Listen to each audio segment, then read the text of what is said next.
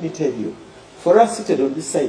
Agamba, let me tell you, leka nkubulire ffe abatudde ku ludda luno eno, top government officials are not victims of corruption bw'agamba. Me here, Mr. Makababak. None of us is going to die in Mulago Hospital because there is no medicine. None of us is going to die in Mulago Hospital because there is no medicine. Nti tewali muntu n'omu ku ffe agenda kufiira mu Mulago kubanga teri ddagala. If on 6B, the private wing in Mulago Hospital, the government of Uganda can fail to provide you with a shot of insulin. Wow. Agamba mu private wing kuludda oba ku kitundu eky'abantu basekinomu government ya Uganda tesobola kubeera nga eyamba okufunira insulin. Olina abadde Beti Kamya agamba tosobola genda mu ddwaliro eryo. Irene Mulyagonja agamba ne bw'oba kati ogenzeeyo yagenzeeyo experience akunyumiza government tesobola kuprovidinga insulin oba omwagala. Mu malwaliro temuli ddagala na bikola ebyetaagisa. Si kuba gavumenti talina ssente, wabula lwakuba ssente gavumenti beeziwa okugula eddagala bazeddiza ne bakola mu byabwe. Ekyo kyekyaviiriddeko omwami John Baptist Kakooza okufa ababbi mu gavumenti. The next person comes on duty and says, oh, we are going to put an NG tube, and he disappears. Then finally in the evening someone comes and says, you know what? Akawungezi. We don't have. Oliajja n'akugamba tetulina NG tube. This should make you sick. But this speaks volumes to the entire system. When Museveni finally leaves power, we have to do what we call a systematic overhaul. Ekyo kyolaba kye boogera mu ddwaliro, it cuts across all institutions and sectors in our country. You're watching Mordecai Marissa Live Political Commentary. Please consider subscribing to help grow Uganda's Voices of Struggle ecosystem. Thank you. Very glad to be here on Mordecai Marissa TV. Kalisoliso wa gavumenti ya Uganda, Betty Olive Namisango Kamya tuli omwe. Yatugambako nti ebyobujjanjabi ebifuuwa e Uganda tebigenda kukosa bantu banene betuyita banene mu gavumenti. Abalina ebyobugagga, abalina connections, nsinga bafuna obuzibu. Mwana ttu Museveni ayinza okubateekamu ensimbi n'abajjawo n'abatwala emitalo w'amayanja ne bajjanjabwa. Bigambo byali rude, mean, byali bya butamanya, gaali malala ge gamwogeza. Yovuddeko kikanga bwekyo kyatuuseewo. Eyalugendeddemu y'omu kwe tuyinza okuyita abanene. Museveni talina kyemuyambye. Museveni ogamba muliiseyo bigambo byo byogera bwogezi. Katandike n'omukyalo ono. Then ngenda kuvaawo kulage ate birala. Uliriza. Let me tell you, for us seated on this side. Agamba, let me tell you, leka nkubulire ffe abatudde ku ludda luno eno, top government officials are not victims of corruption bw'agamba. Me here, Mr. Makababak. None of us is going to die in Mulago Hospital because there is no medicine. None of us is going to die in Mulago Hospital because there is no medicine. Nti tewali muntu n'omu ku ffe agenda kufiira mu Mulago kubanga teri ddagala. Inspector General yayogera bino owa government. I'm telling you the truth. Agamba mbabuulira mazima. No, you should say I'm exposing my stupidity and arrogance. If there's no medicine, he will call the president will put him on the plane and take him to America. Agambe nti waba tewali ddagala mu ddwaliro okubira Museveni essimu, Museveni n'akuteeka ku nnyonyi ne bakutwala mu America. Again, munansonyiwa. What is funny there? Like, why are people laughing? This should make them sad. That nobody, because they have relatives, abali marwaliro, all these people who are laughing, they have people who are going through the broken healthcare system. Ha ha ha ha ha. What is funny? Museveni okuteeka omuntu ku nsimbi zo gwe ez'omuwoomusolo ezizo ne bamutwala mu America. Maama wo, taata wo, baganda bo, mikwano gyo, bonna ne bafiira mu malwaliro e Uganda. Kisesa ha ha ha ha. Let me kankazeeyo kawulire. Listen. On a plane and take him to America. If there's no medicine, he will call the president will put him on the plane and take him to America. He is. What is funny? Not, and I am not a victim of corruption. Wow, I am not a victim of corruption. Lady, oli mukwerimba. You must know who the victim is and start fighting as victims. But you must know who the victim is. Let me tell you, I'm telling you this. When the Titanic started sinking, it didn't matter. Wali oli ne pilot, yali avuga emmeri eyo, oba wali waggulu, oba wali weekubisa bifaananyi n'omukyala wo. Titanic were hitting an iceberg. N'etandika okukkirira tekyaliko. Oba gwe wazze ku lyato eryo nga mukisa just ebyo byali byonna tebikola. Ffenna twali tugenda kufa abali ku Titanic. You who will die in Mulago Hospital because you don't have the option of going to Nairobi. Nti nze agenda okufiira mu Mulago Hospital kubanga siina busobozi kugenda Nairobi mu Aga Khan. And when there's no money to work roads, because UNRWA has mismanaged roads and people have stolen money, and the roads are bad, me and Mr. Kamabale here, we are driving to VXs, we don't even fill the potholes. Ffe tuvuga emmotoka singa babba ensimbi eziteekeddwa okukola enguudo, ffe tuvuga VX tetuwulira na binnya. But you're still in Uganda.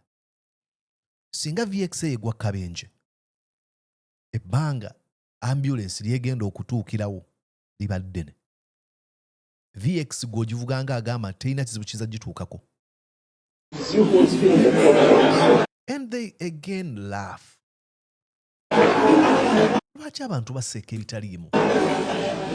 Olina eddembe ly'okuseka. Tugamba muliiso oyagala abantu bagane kuseka. Naye mbuuza lwaki? Olaba yitaseka kubanga bankyayogerako. And for you with like a small cover, big kawishi.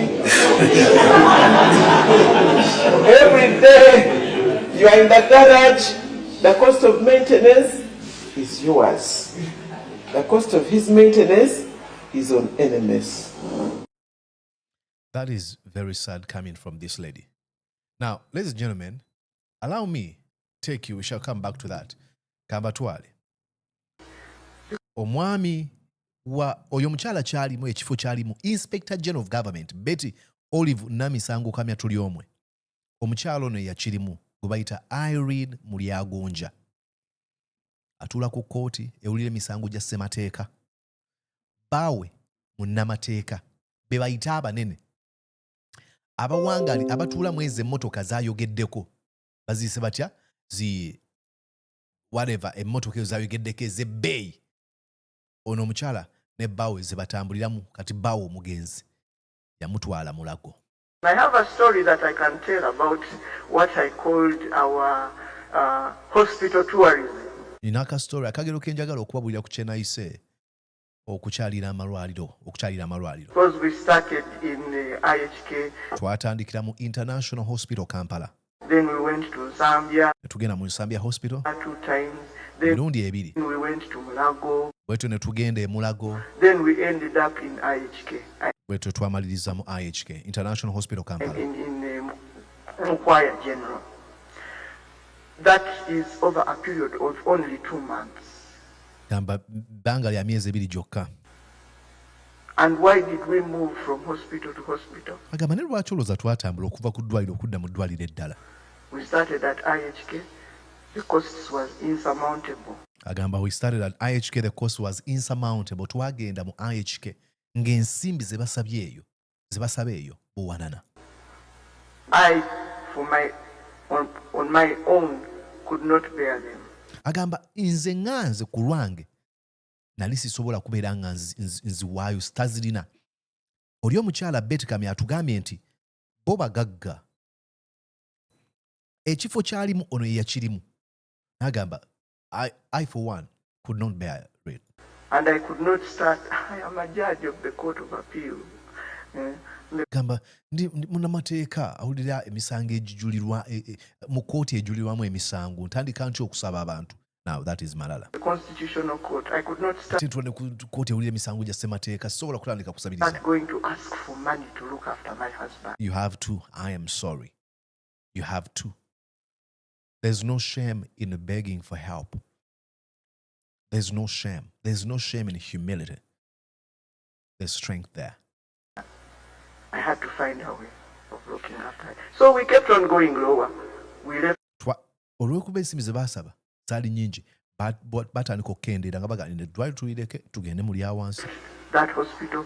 We went to Zambia Hospital. Baagenda e Zambia.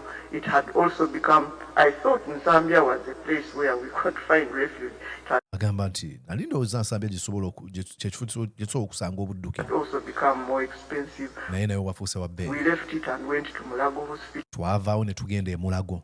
And I can write a book about Mulago Hospital. It's called a specialized hospital. Agamba nti okuwandiika ku kitabo ekitabo kye bayita ekitabo ku Mulago Hospital akozeseza kye bayita air quotes n'agamba bagiyita specialized. Air quotes ezo kiraga nti abuusabuusa erinnya eryo nga bwe bagamba Uganda People's Defence Force. No, it is Uganda Museveni's Defence Force, because it doesn't care about the interests. Buli wogamba Uganda People's Defence Force giteeke mu quotes. Museveni's truth teeka mu air quotes. Museveni talina amazima gamuvaamu. Kanno omukyala kyagamba specialized hospital. But it comes to a point, and this speaks to health care in this country. Let him who has ears hear. Agamba kino kyogera eri ku byobulamu mu Uganda, leka alina amatu awulire. If on 6B, the private wing in Mulago Hospital, the government of Uganda can fail to provide you with a shot of insulin.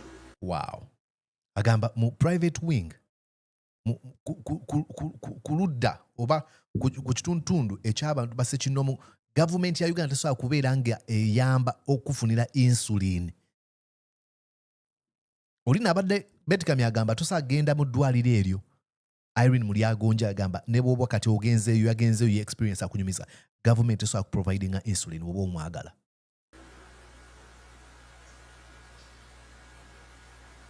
And on the same 6B, Era ku floor M6B, you can fail to find an NG tube.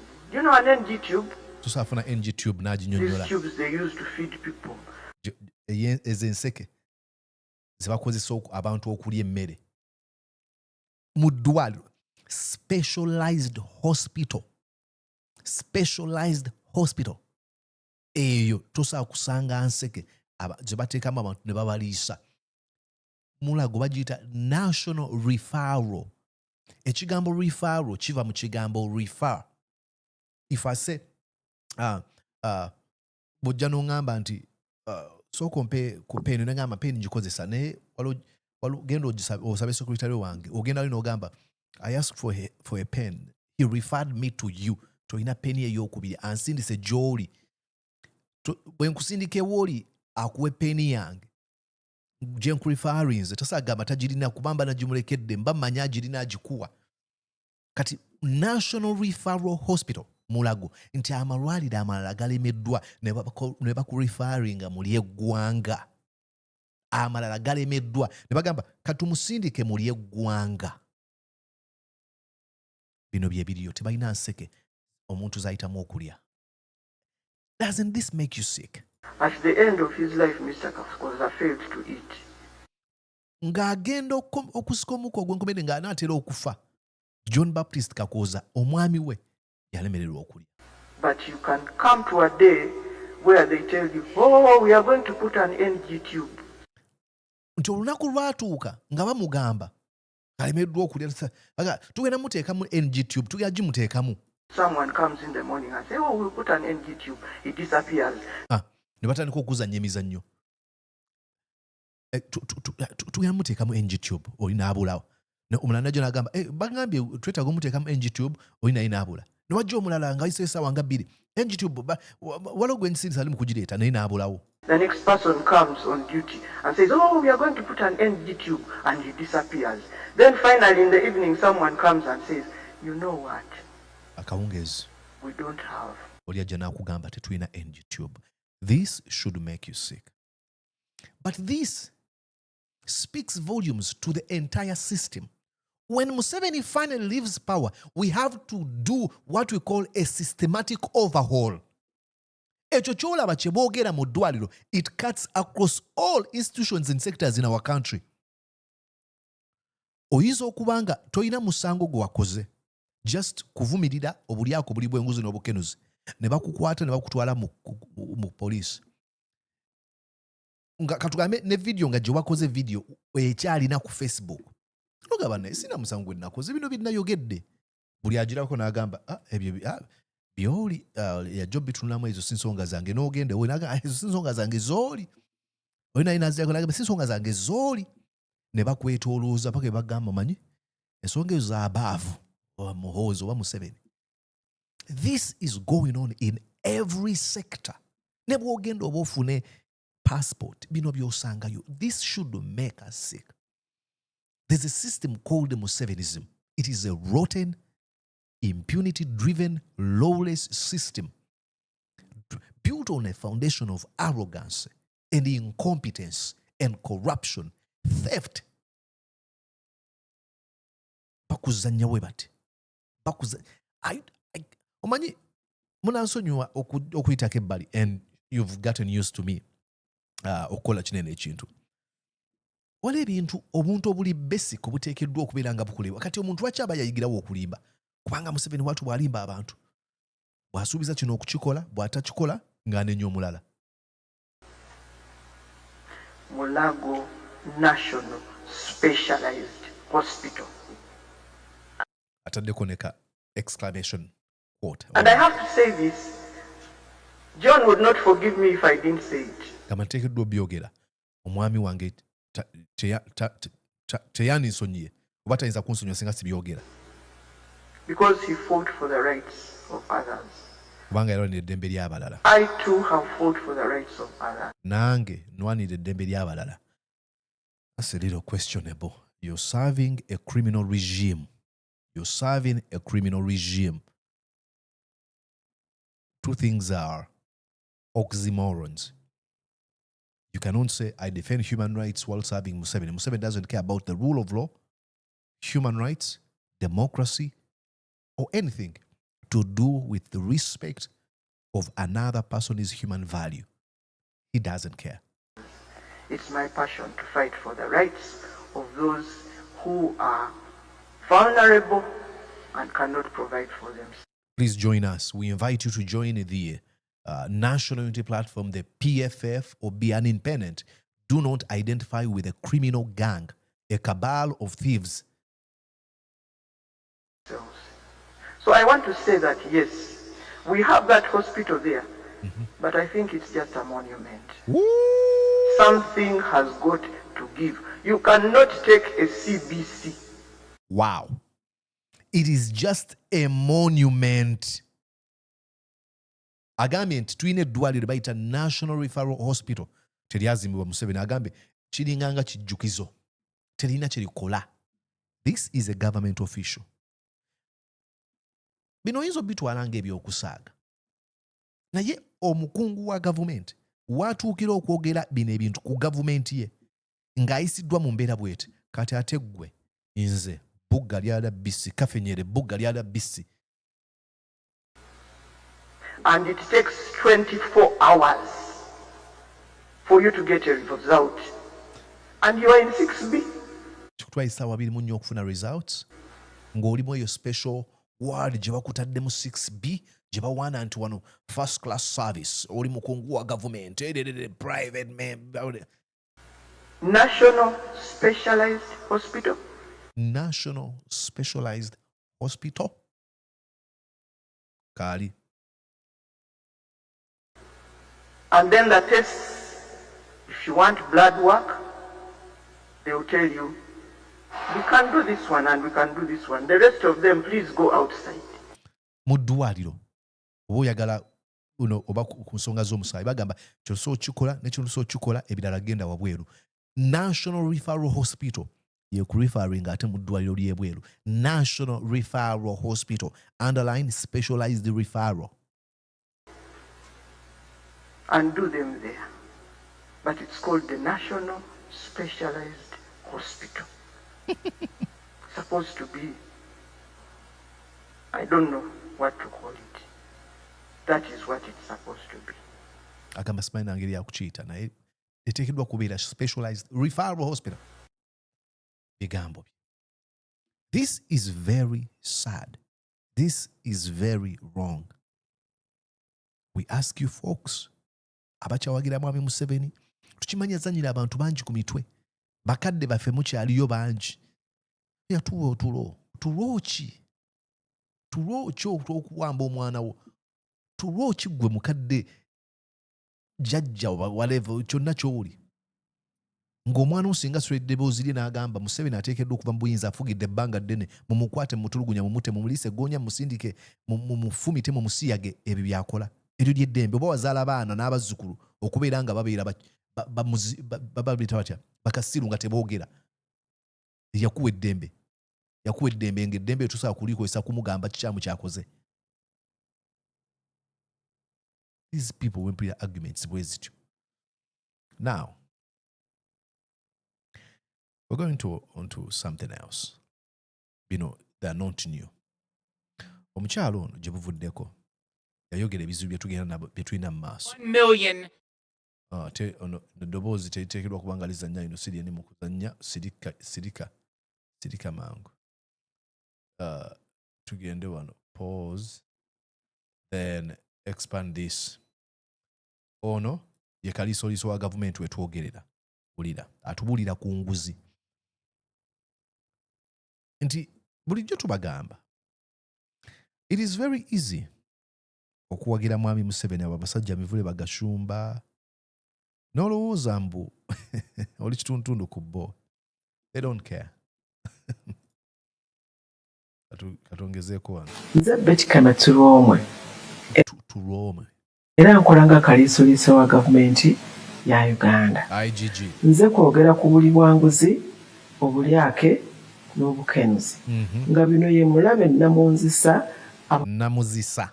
Abonyabonya bannayuganda. Namunzisa. Mu malwaliro temuli ddagala na bikola ebyetaagisa. Si kuba gavumenti talina ssente, wabula lwakuba ssente gavumenti beeziwa okugula eddagala. Bazeddiza ne bakola mu byabwe. Ekyo kyekyaviiriddeko omwami John Baptist Kakooza okufa ababbi mu gavumenti. Enguudo za Uganda zifuuse ekizibu ekizaalisa abakyala ku kkubo nga tebannatuuka mu ddwaliro. Ab'ebyokwerinda ba Uganda basula bubi ekyennyamiza. Emisaala gy'abakozi ba gavumenti giri wansi. Si lwakubanga gavumenti alina ssente zikola ku nsonga ezo, naye lwakubanga abakungu ba gavumenti abawa ssente okukola ku nsonga ezo, ssente bazigabana bannayuganda ne badooba. Kumpi buli nsonga yonna ekunyiga ng'ekwata ku buweereza bwa gavumenti bwesaanye okutuusaako, kitwale nti lwanguzi, bukenuzi, olyake na bulabbayi, buyite obubbi obukutte ejjendu mu Uganda.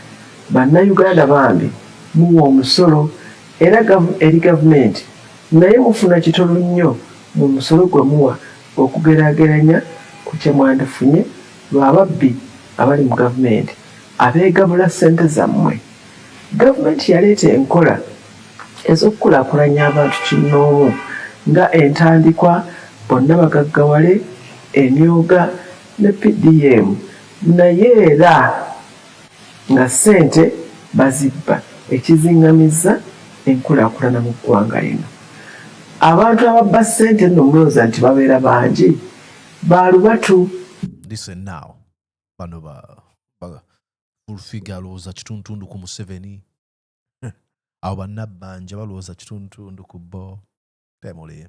Uganda eno erimu abantu obukadde 45, naye ku abo abantu ng'emitwalo 35 bokka be bakola mu gavumenti.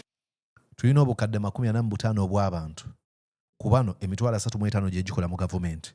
Kati saabakula bonna mu gavumenti nti bafuna ku nsimbi Museveni zabba oba abasajja beze babba. Bafuna bukunkumu agenda kukimenya. Ate era ne ku abo abantu ng'ebitundu 10 ku buli 100 ku abo be batuuka ku lujjuliro. Ebitundu 10 ku mitwalo 35 be bagabana ensimbi z'Abannayuganda. Era abasobola okwebegera ne baleka abangi nga bali obukunkumuka oba busigaddewo. Kino kitegeeza nti kati bannabbanja abo balya bukunkumuka. Of course basobbawo ebintu by'okubalimbalimba emundu. Munda banze simanya nayimiriramu ne baggulawo. Munda banze nabbanja. Bebe cool.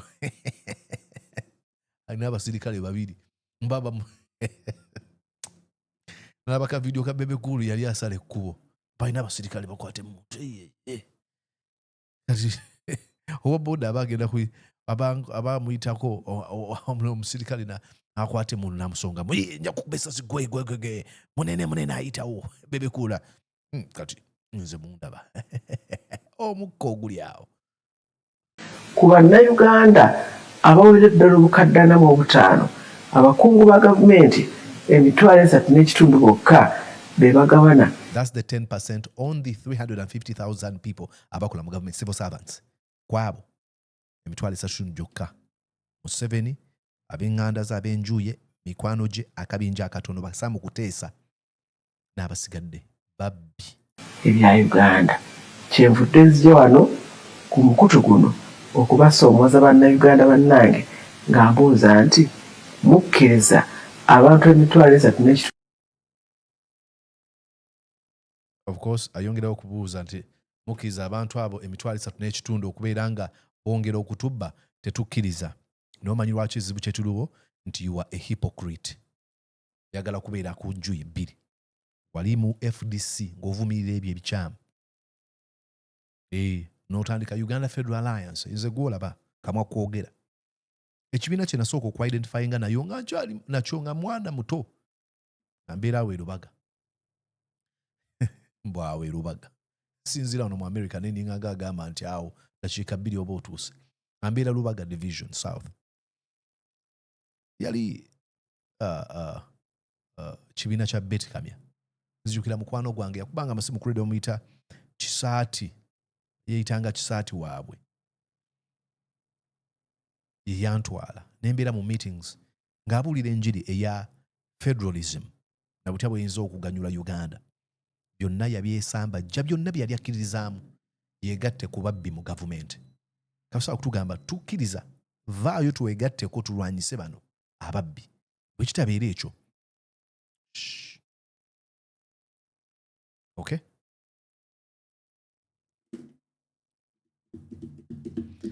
Subscribe to the feed tujja kuba tuddingana. Did you enjoy what you just watched? I'm sure they did. I'm going to guess that you did. How about you consider subscribing to Mordecai Marissa Live YouTube channel? Thank you.